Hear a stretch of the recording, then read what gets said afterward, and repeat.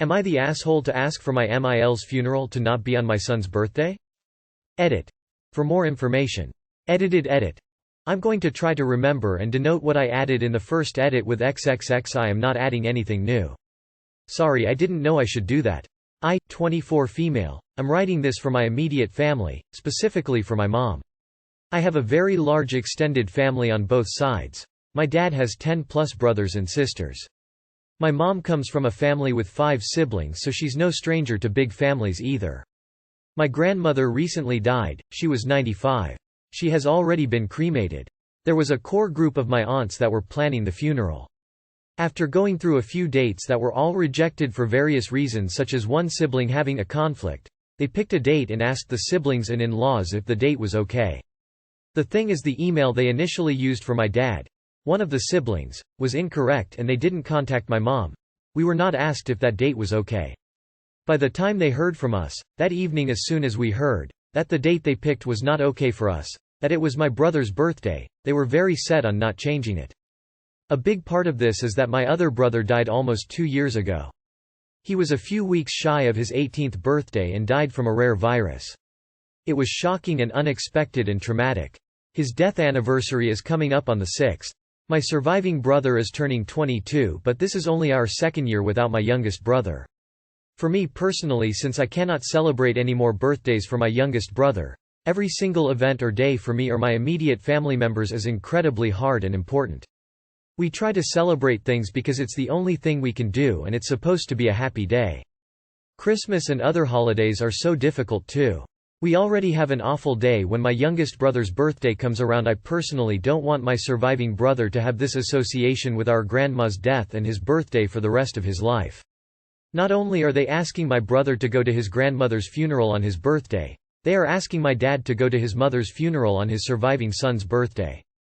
Anyway, my mom called the various aunts and asked and pleaded, and they said no, they wouldn't change it.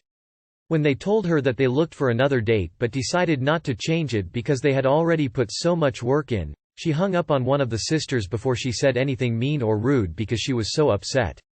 That same night she sent a text to all of the siblings, so they would all be aware of what was happening, say how much this was hurting her and us by having the funeral on my brother's birthday. It was not well received. I'm sure that there was a lot of work in trying to find a day that worked for everyone, but my family was not consulted on this date. If the correct email had been used, none of this would have happened because it could have been avoided before it even started. In the end, the date did end up getting changed, but there's this huge divide now in the family. Basically though, was my mom the asshole for asking her sisters-in-law to not have my grandmother's funeral on my brother's birthday? Coming from someone who attended their grandmother's funeral on their birthday, you're the asshole. Their mother just died. Asking once is understandable, but multiple times is so disrespectful of your grandmother's life. Celebrate a different day. Your brother will have more birthdays. Not the asshole for sure. And people saying YTA need to understand that this will taint this birthday forever, no matter how old the person is. I don't think it's unreasonable to expect them to change it. Funerals are for the living. Would grandma want to ruin her grandchild's birthday like this? Not the asshole. I wouldn't want to have my grandmother's funeral on the same day as my birthday. I wouldn't want to remember that association for years to come. It is a fair request. I also come from a large family, so I understand how hard it is to plan around everyone's schedules. My father died 3 days before my birthday. We delayed the funeral until 2 days after it because it's bad enough he died without sharing the anniversary of his funeral with my birthday every year. Not the asshole. You are the asshole. It's always someone's birthday. It's already all planned out and it would be a big hassle to change. Birthdays happen every year and it's not a huge deal to celebrate on a different day. Edit. Saw he was 22. I was picturing a little kid where birthdays are actually a big deal. Big your family are tush. No assholes here. After reading OP's comment about how her younger brother passed away, I can completely understand not wanting to associate the surviving brother's birthday with a funeral. Yes, the funeral will only happen once, but each year on the brother's birthday, they'll be reminded of the funeral, which can loop back around to being reminded of the younger brother's death. Maybe I'm just extra sensitive today since I just learned of my aunt's death from cancer. When I learned a few days ago that she had taken a turn for the worst, it for some reason triggered me back to the grief I had felt years ago when I learned a dear friend had died from cancer. Grief makes itself known in odd ways and we respond differently in each situation. You are the asshole. Asking once was okay. The continued pleas to change the date were not. People likely already had travel plans and arrangements for the service made. Those things aren't easy or cheap to fix. A birthday you can't change the date of. It's selfish to plan a funeral the day of someone's birthday because it's not gonna be their birthday anymore. It's gonna be they day. We buried grandma. Sorry for both your losses. Not the asshole. Would I be the asshole if I share my cousin's secret fanfiction page with the rest of the family? My cousin Ariel, 23F, passed away unexpectedly a few weeks ago. She was visiting from overseas and right now our family here is working to send her body back to her home country for burial.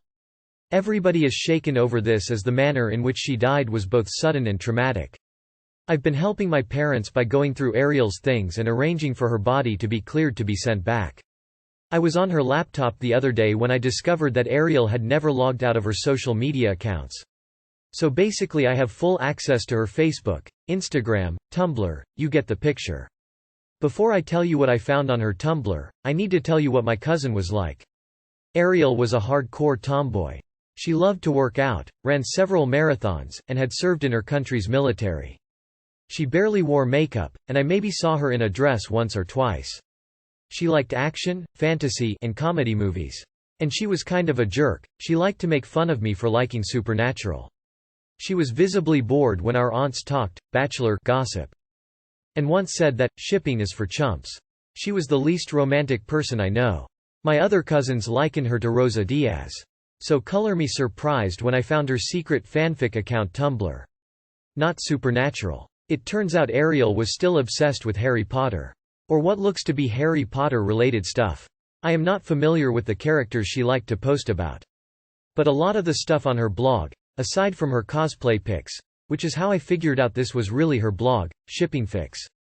There was a lot of fics and fan art she reblogged, as well as some stuff she came up with as well. But most of it was shipping. And this is from the cousin who said, shipping is for chumps, and refused to get married. Would I be the asshole if I shared Ariel's secret fanfic account to the rest of the family? It may help us heal from her death and get us to better understand her better. But mostly we find it hilarious that our cousin, who was basically Artemis or Atalanta incarnate and hated dating and anything super girly, would go crazy over something called Nudina. Just the fact she was obsessed with this pairing makes her softer after death, like I never expected this out of her. I'm just asking because no one in my family is in the right headspace right now and I need a more sound mind to help us out. Would I be the asshole anyway? Edit. You guys are right. IWBTA if I leaked Ariel's secret. I'm not going to tell the rest of our family about her secret fandom life. I do plan on telling her mom that she liked to write as a side hobby for this fandom but withhold the smut. If there is such thing as an afterlife, then I don't want to risk Ariel being the first person I see for obvious reasons. I did some digging into her blog and turns out Ariel was very into this Fantastic Beasts fandom. Did people actually like those movies? I hear the second one sucked. Which leads to the uncomfortable question of whether or not I should let her friends form that side of her life know about what happened. I probably should or else they'd be wondering why her username dropped off so suddenly.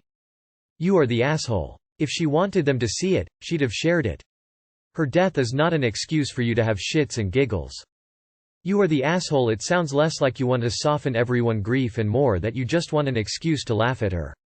Laughing at her, about the things she used to do, like that you didn't know about, isn't the way to help people deal with grief. Like you said in the explanation, she's not here to stop you, and it's still a violation of her privacy. Do you not understand the meaning of the word secret? You want to share it because you want to mock her, which is just inappropriate. You are the asshole. YWBTA. Would you like it if after you died your secrets would be spilled to the rest of the family? You are the asshole. I don't write fanfiction, but I do read a lot of it. I'd be mortified if what I read was shared around with my family or friends, let alone if I'd written any. It sounds more like you want to share it to mock your cousin rather than to remember her. You are the asshole. There is a reason it was her secret account and I don't see how this would help anyone grieve. It really sounds like you want to laugh at your cousin with your family instead of grief. You are the asshole. There's a reason it was private. You should respect her choices and not use her death as an excuse to get a few laughs at her expense. Have some respect. YWBTA. She spent some time and effort to curate a certain image of herself. Crushing that image is just not very respectful. Am I the asshole for changing my nephew's diaper? My 35F, Sil, 42F, is insanely protective of my nephew, 6mo. They had several miscarriages and failed rounds of IVF, so he is their rainbow baby. She refuses to let anyone see him undressed in any manner. For example, my mom offered to give him a bath because he had spit up while she was visiting them and my Sil had to attend a work meeting on Zoom. But my Sil refused and ended up asking my brother, who is a physician, to cancel appointments and come home to do it instead. We all think it's a little crazy, but we don't push it because we want to respect her parenting choices. I was over there visiting them recently and my nephew had an explosive blowout while my Sil was in the other room on a work phone call. I did the best I could to clean it up with wipes without changing him, but obviously it was still oozing out. I texted my Sil, but she didn't see it, was left unread. After a few minutes, my nephew was screaming and it was really just too gross to leave him sitting in it, so I took him upstairs to his changing table and got him cleaned up and changed. For reference, I have 2 kids of my own, so I'm plenty experienced when it comes to changing diapers. About 15 minutes later, my Sil came running into the room, saying, "OMG. I'm so sorry, I just saw your text. Where's nephew? I'll change him immediately." Then she saw that I had changed him and she flipped out on me, saying that I had majorly violated her trust and his privacy. She kicked me out and has since informed me that I am not welcome back anytime soon. Pretty much everyone is on my side except my Sil and my brother, who also kind of thinks she's being over the top, but mostly cares about just keeping her happy. However, now I'm wondering if I was the asshole here, since I knew how much my nephew's privacy mattered to my Sil and I knew that she would have come back to change him shortly. It's not like she has a habit of leaving us alone with him for extended periods of time. She had an emergency work call that she had to take. Edit. Thanks for the overwhelming support. I knew that she was definitely not typical when it came to her unwillingness to allow anyone to see my nephew in any state of undress, but this confirmed my feeling that it was extremely abnormal, troubling, potential signs of postpartum anxiety. My brother is not in any sort of psychiatric, pediatric field. He's a nephrologist, aka kidney doctor, and doesn't seem to have any clue when it comes to how to handle my Sil or nephew. My Sil is also an attorney, so she's working in a pretty demanding job while juggling what seems to be extreme anxiety. I especially want to thank those of you who focused your comments on how to help my Sil with compassion, because I think you're right that this is a sign of PPA, out of her control. I'm going to talk to my parents and discuss the best way to approach my brother in a manner that's most helpful and won't cause excessive conflict. I love my brother and Sil, and my nephew of course, and want everyone to be healthy and happy.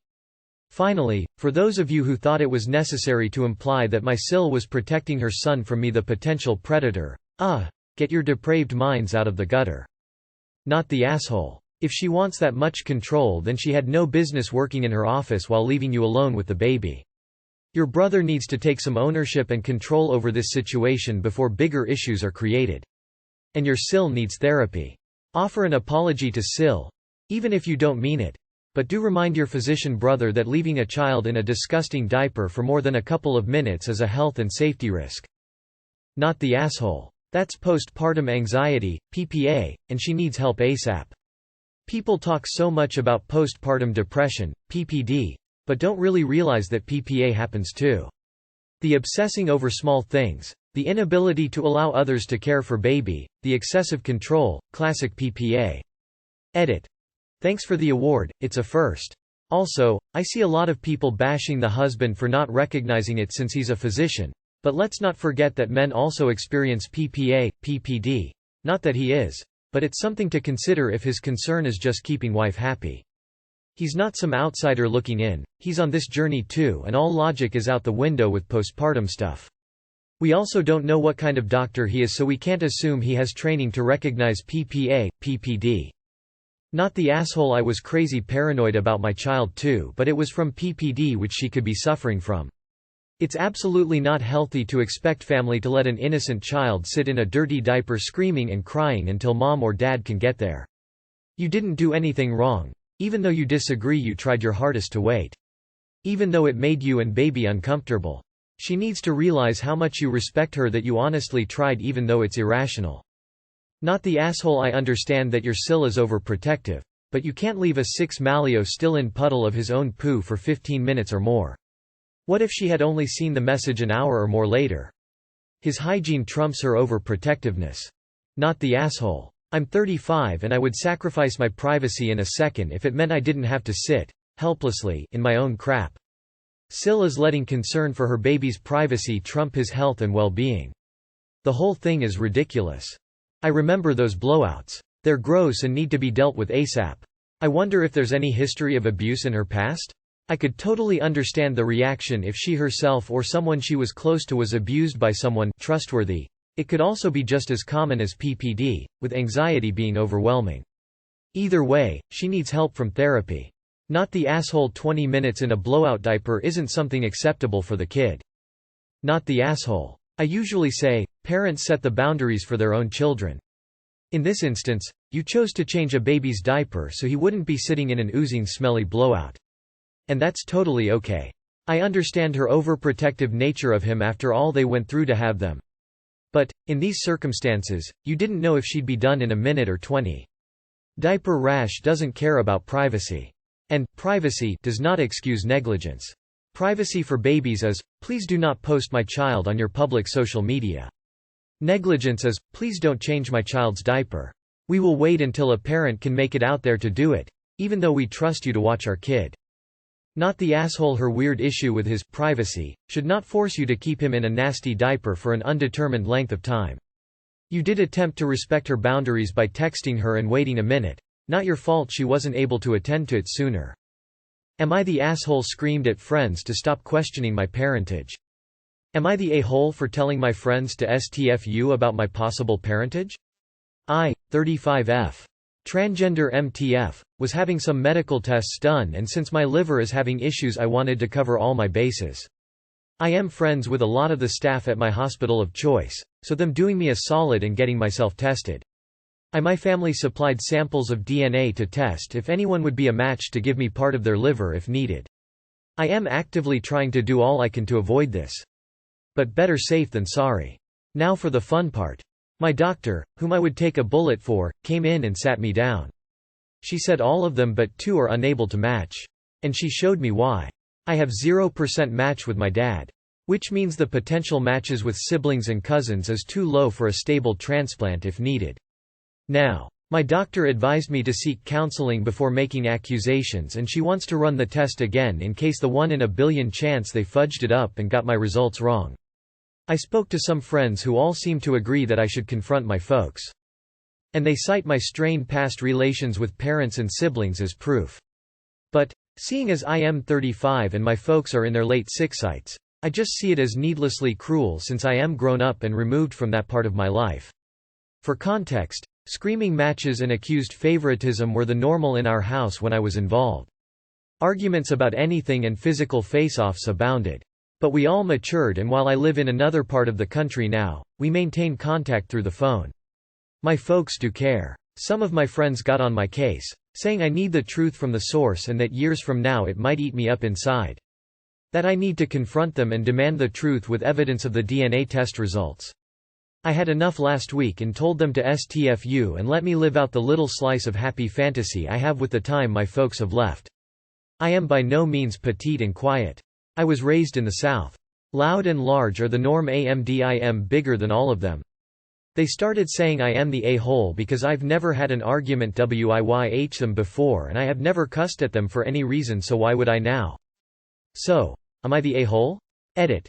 I should include this information. I am the middle child. My sister is 11 years older and originally planned as the only child. I, being the middle, just happened, and my younger brother is 3 years younger as an oopsie child. Note these aren't my terms. These are how I've seen a lot of people describe how their kids come into the picture. My medical issues are my own fault. I was a partier and did things responsible adults shouldn't do. I got a hold of myself before too much damage was done and managed to get treatment before serious issues killed me.